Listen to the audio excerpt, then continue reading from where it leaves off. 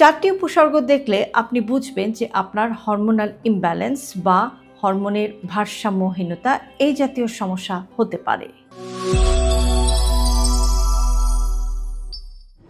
ঘুম আসতে সমস্যা।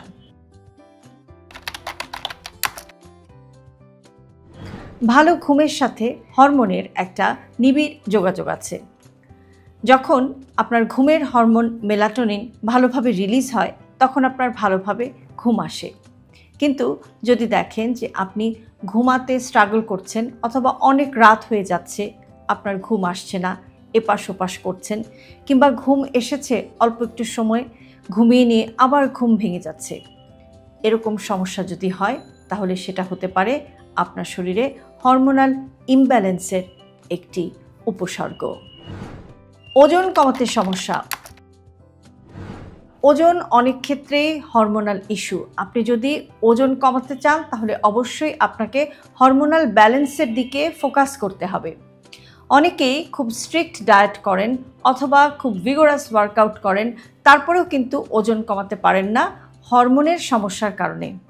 মনে রাখবেন যে ওজন এবং হরমোন এই দুটো কিন্তু ওতপ্রোতভাবে জড়িত। অতিরিক্ত ক্যাফেইনে আসক্তি।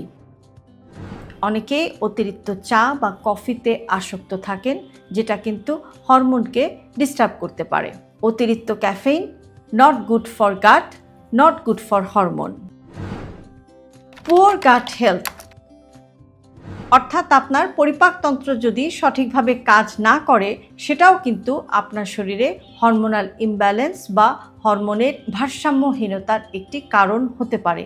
কেননা আপনার সার্বিক সুস্থতা, আপনার হরমোনাল ব্যালেন্স এবং ইমিউনিটি বা রোগ প্রতিরোধ ক্ষমতা, এ সমস্ত কাজের জন্য গাট বা পরিপাকতন্ত্রের একটা বড় ভূমিকা আছে। পরিপাকতন্ত্রের মধ্যে অনেক ধরনের হরমোন রিলিজ হয় বা নিঃসরিত হয়, যেটা কিন্তু আপনার ওভারঅল সুস্থতার জন্য অনেক বড় একটা ভূমিকা পালন করে।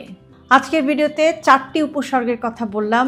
এই উপসর্গগুলো যদি আপনি আপনার শরীরে একটু খেয়াল করেন তাহলে অবশ্যই সেটাকে অবহেলা না করে আপনার ডাক্তার বা ফিজিশিয়ানের সাথে কনসাল্ট করুন এবং প্রয়োজনীয় পরীক্ষা নিরীক্ষা সেরে আপনি দেখে নিন যে আপনার শরীরে বিভিন্ন ধরনের হরমোনের ভারসাম্যহীনতা আছে কিনা বা সেগুলো ঠিকঠাক মতো কাজ করছে কিনা।